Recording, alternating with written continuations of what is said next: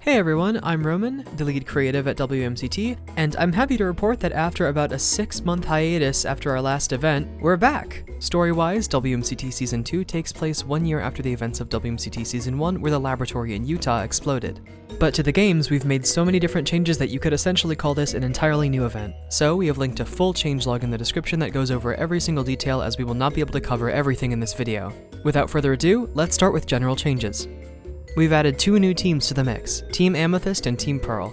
This makes WMCT now a 6-team event with 3 players each, a total of 18 players competing. We may increase this to 6 teams with 4 players for a total of 24, depending on how the first event goes. However, despite the fact that we are adding 2 new teams, the whole event has been dynamically updated to support any number of players, meaning you might see 2, 5, or even 6-player teams for special occasions.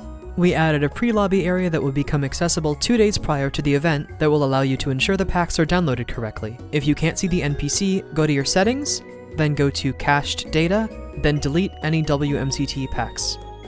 We added new emotes, plus a menu that you can use to send and view the emotes. We have a new lobby area where the event will begin. We fitted this lobby with a new hub game, ensured this lobby would be easier to traverse, and updated our stat collector robot. Stat Collector is now equipped to tell you this season's all-time scores, as well as the current event-specific individual scores and the current team scores. Plus, you can view any player's scores, and the menu will display it in an ordered ranking. All of your stat needs in one place. We'll clear the event scores on Stat Collector for each event, but don't worry because we'll keep a record of the scores on a very interesting place you'll find out more about later. By popular demand, we've added the /hide chat command, which toggles our custom player chat messaging system. Remember how you couldn't mute chat because of the custom name tags? No longer will you be annoyed by your friend's spam. Regular game notices and staff messages are not disabled by this command, so any chat you'll see will be important. Lastly, we've completely removed Minecraft's vanilla music from the server, so you should be able to keep your music volume on to hear the soundtracks that we've customized for each area.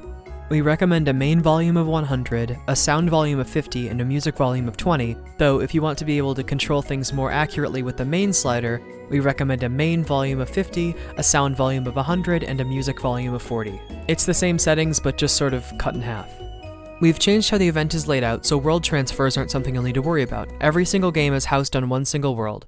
This is just a drop in the ocean of changes we've made. We highly recommend you take a look at the document in the description. Let's move on to our games for this season, starting with Portal Tag 2. Portal Tag is a game where one person is it and must tag another player to avoid getting out. Portal Tag 2 takes Season 1's Portal Tag and upgrades it with many twists. It's been equipped with a twisty-turny map with 10 unique pairs of portals.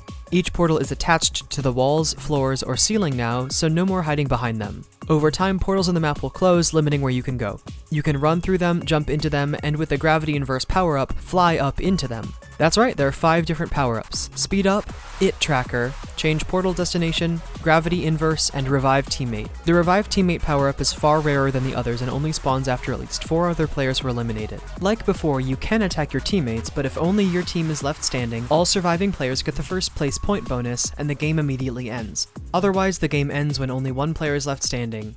And that's Portal Tag 2. Rockface Rumble is a party game where you must do your best in 10 different mini-games that are 1 minute long each. Every game has its own objective, so make sure to pay attention to when Rockface speaks. Examples of mini-games include leaping into the air to grab moons, shooting a series of targets, avoiding Rockface when he's looking at you, playing a small minigame of Spleef, and trying to sumo each other off the edge of a ring. Scoring in this game varies per minigame. Important to note, points earned in an individual minigame do not add to your individual score. Rather, it determines your placement as a team for that game. That is, if you shoot 90 targets, you won't necessarily get 90 points, but will get more individual points than someone who got 80. Minigames can be scored by that placement system, or a pass-fail system where you get points if you finish a round alive. That's it for Rockface Rumble. Turbine Tinkerers is our puzzle game for Season 2. The objective is to solve 6 different puzzle rooms with 6 different premises. The first and last rooms are always first and last, but you can choose the order of the other rooms as you go. In the purple room, you have to navigate a crystal through a series of 3 ice mazes. In the rose room, you have to balance a scale evenly with many boxes on each side.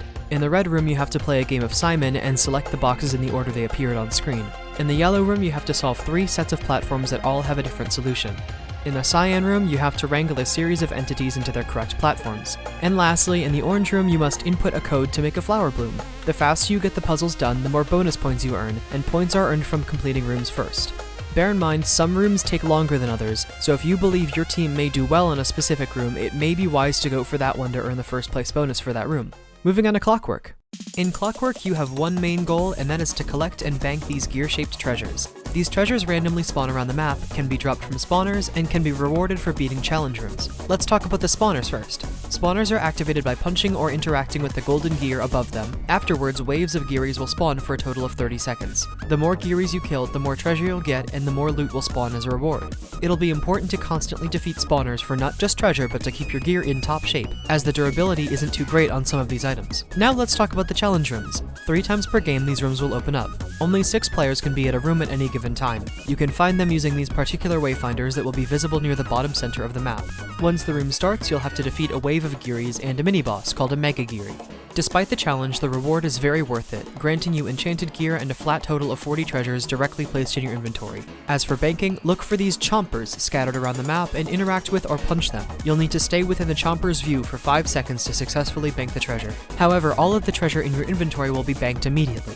Only the banked treasure and player kills will count towards your final score. Though this is a PvE/PvP game, it may be smarter to work together across teams, especially when taking on a challenge room. One last little mechanic to be aware of. The map is divided into 6 sections. At the top right, you'll see that they can be green, gray, or pink, respectively, implying a section is either cursed, neutral, or enchanted. The cursed sections give half the normal loot, neutral sections remain normal, and enchanted sections give double. The map key will always remain updated to let you know which section has which effect, along with a message in chat announcing when they change, and walking into a new section will notify you of where you are. It may also be useful to keep an eye out for the signs to help you navigate around the map. That's all there is for Clockwork. As for Countdown, your goal is to claim and defend the time kiosks. There are several kiosks scattered around the map, but only 5 of them will ever be active at a time. They'll be marked by a wayfinder like this, as well as a beacon coming out of them. To claim a kiosk, interact with or punch them, and then press the button to claim. You'll earn 1 point for every second that counts down on any kiosk your team has claimed.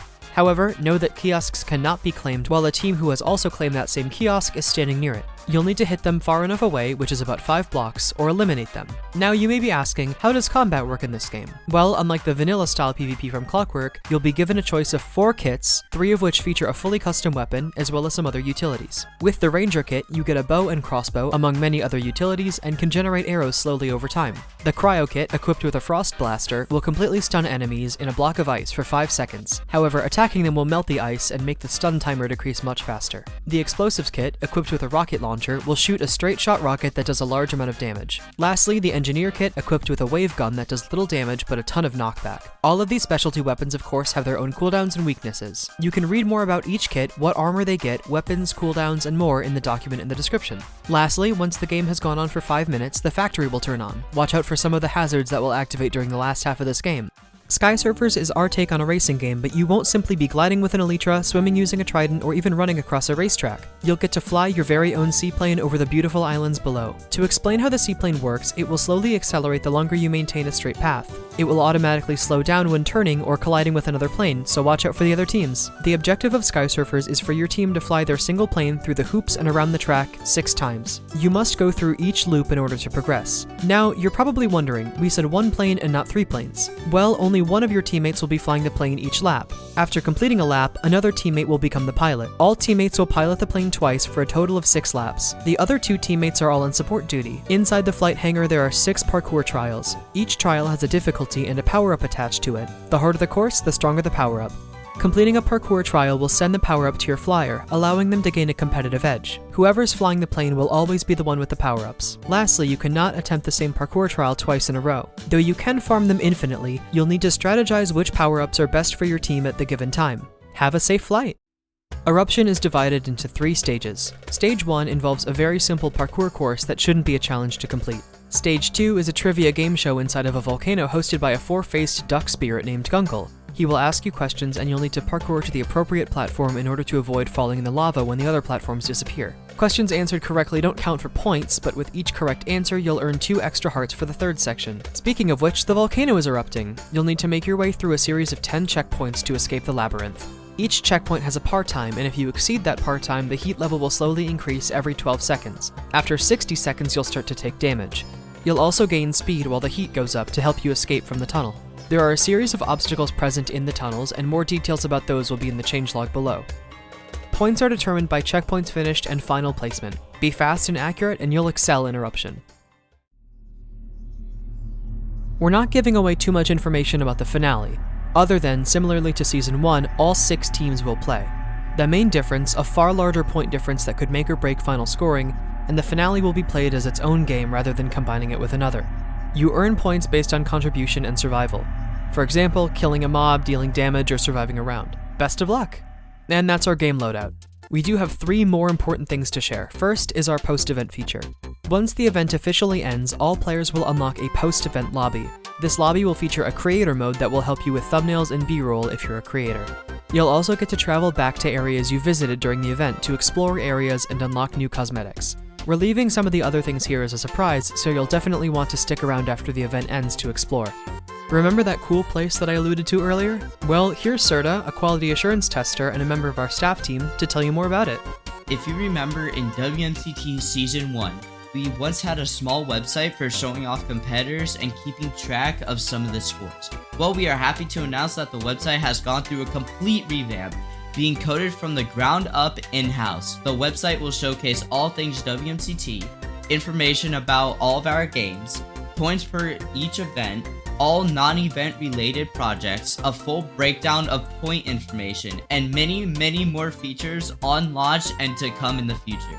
Feel free to have a look at it. We've linked the website in the video description and our Discord, which will also have a link in the description. I know this was quite a long video, but we figured it would be better than making you sit through 6 individual videos. If you want more detailed information, check the description. Same goes for our Discord, our brand new website, and everything WMCT related. Our next event is scheduled for January 18th, 2025 at 3 p.m. Eastern Standard Time. Thanks for watching, and we hope to see you there.